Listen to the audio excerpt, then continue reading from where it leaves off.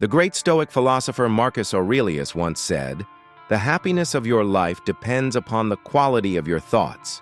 Drawing inspiration from the great Stoic philosopher Marcus Aurelius, we're reminded of how our thoughts shape our reality and well-being. Much like the influence of the company we keep can profoundly impact our journey, certain habits can silently steer us away from the Stoic path.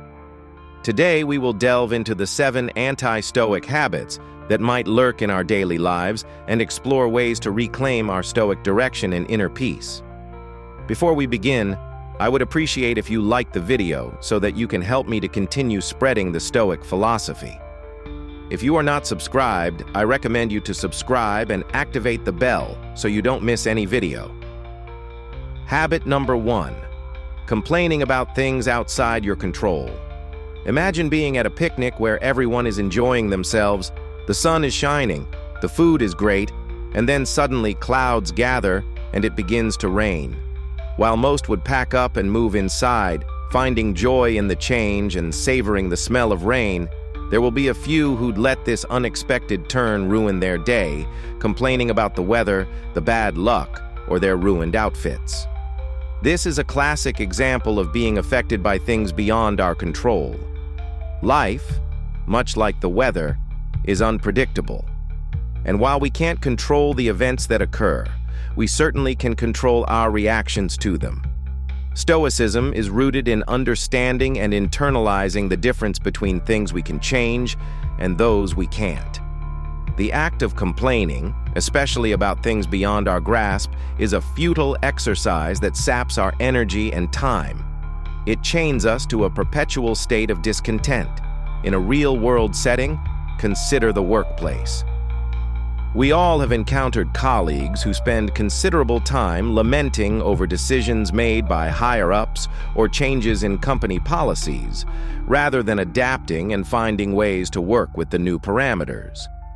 Not only does this constant complaining affect their productivity and peace of mind, but it also creates a negative environment for those around them. To combat this anti-Stoic behavior, one could heed the wisdom of Epictetus. We should always be asking ourselves, is this something that is or is not in my control?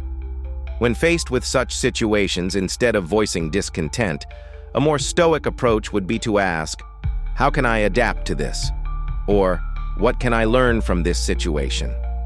By doing so, we reclaim our power and maintain our inner peace, ensuring that we remain unswayed by external events, no matter how unpredictable they might be. Habit number 2. Seeking external validation. Picture yourself working on a project for weeks, pouring your heart and soul into it. Once complete, instead of feeling proud of your accomplishment, you find yourself constantly checking for likes, comments, or any form of acknowledgement on social media. Or perhaps you've bought a new outfit, and instead of wearing it because it makes you feel confident, you're seeking compliments to validate your choice. In our digital age, this need for external validation is amplified. Social media platforms thrive on our human desire for affirmation, making it easy to fall into the trap of quantifying our self-worth with metrics like followers, likes, or shares. This, however, is a shaky foundation to build one's self-esteem upon, as these numbers are fleeting and often influenced by factors out of our control. Practically speaking, relying on external validation is like being on a seesaw. One day you're up because of the praise and attention, and the next, you're plummeting down due to a lack of it, or worse, criticism. This volatile emotional roller coaster prevents us from having a consistent sense of self-worth and peace.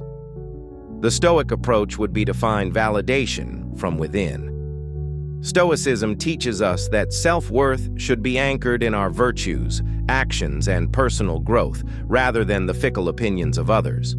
As Epictetus wisely stated, it's not what happens to you, but how you react to it that matters. This means that the true measure of our worth isn't the praise or criticism we receive from others, but how we evaluate and feel about our own actions and decisions. To embody this Stoic principle, the next time you find yourself seeking validation from external sources, pause and reflect. Why do I need this validation? Am I proud of my actions or decisions? If the answer is yes, then that alone should be enough. Remember, while feedback can be useful for growth, your self-worth should come from within, rooted in your actions, intentions, and integrity, rather than the ever-changing opinions of the world around you. Habit 3. Being a slave to your emotions. Imagine you're at a family gathering, and a relative makes an offhand comment about a decision you've made, perhaps a new job or relationship. That comment triggers a flood of emotions: anger, defensiveness, or sadness. Before you know it, you're reacting impulsively, snapping back, and creating tension. Emotions themselves are neither good nor bad. They're natural responses to life. But when we allow ourselves to be controlled by them, we risk making regrettable decisions and damaging relationships. The Stoics encourage us to acknowledge our emotions without letting them control our actions. Marcus Aurelius wrote, "You have power over your mind, not outside events." When emotions arise, pause, breathe. Ask yourself, is my reaction aligned with my values? By practicing emotional restraint and considering the consequences of our responses, we cultivate resilience and maintain inner harmony, no matter what life throws at us. Habit 4. The pursuit of excessive pleasure. Imagine you're at a grand feast, delicious food, drinks, and endless indulgence. While it feels great in the moment, by the end of the evening you might be left with discomfort or regret. The pursuit of excess pleasure can lead us down a path of fleeting satisfaction, often leaving us feeling empty. Enjoying life's pleasures is part of the human experience, but becoming overly attached to them can limit our freedom. Seneca warned, "Slavery remains under marble and gold." Excessive attachment to material comforts can trap us in a cycle of constantly chasing the next high, never finding lasting fulfillment. To break free from this cycle, practice moderation. Ask yourself before indulging, is this enhancing my life or am I merely chasing a fleeting pleasure? By focusing on what truly adds value and joy to our lives, rather than constantly seeking new distractions, we can experience deeper satisfaction and freedom. Habit 5. Living in the past. Picture sitting on your porch, enjoying a beautiful evening, but your mind is elsewhere, distracted by past mistakes, missed opportunities, or old regrets. While reflecting on the past can be valuable, becoming fixated on it prevents us from fully engaging in the present. As Epictetus said, "Men are disturbed not by things, but by the views which they take of them." Our suffering often comes not from the past itself, but from how we continue to interpret and dwell on it. To free ourselves from the past, focus on the present moment. When you catch yourself ruminating, gently bring your attention back to the here and now. Whether through meditation, journaling, or simply observing your surroundings, you can begin to let go of the past and embrace the opportunities that exist right in front of you. Habit 6. Obsessing over the future.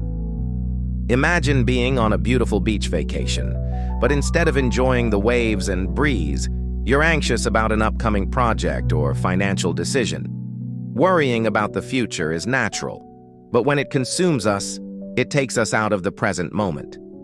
As Marcus Aurelius wrote, "Never let the future disturb you. You will meet it, if you have to, with the same weapons of reason which today arm you against the present." We cannot control the future, but we can prepare for it by acting with reason and wisdom today. When you catch yourself spiraling into future anxieties, pause and redirect your attention. Take a deep breath, focus on the present moment, and ask, what can I do today to prepare? By grounding ourselves in the now, we create a more peaceful and purposeful journey toward the future. Habit 7. Seeking perfection in everything. Imagine hosting a dinner party. Everyone is enjoying themselves, but you're fixated on a slight imperfection, perhaps an oversalted dish or a minor flaw in the decorations. The pursuit of perfection can rob us of the joy of the present, turning even the most fulfilling experiences into sources of stress. Seneca warned that the pursuit of perfection can lead to dissatisfaction. When we focus too much on flawless execution, we often miss the beauty in imperfection. Instead of chasing perfection, embrace the concept of good enough. This doesn't mean settling for mediocrity, but rather accepting that excellence and perfection are not the same. Recognize and celebrate your accomplishments, no matter how small, and allow yourself to enjoy life without the constant pressure of perfection. Conclusion. As we reflect on the wisdom of Stoic philosophers, we realize that self-awareness and introspection are key to cultivating a balanced, resilient life.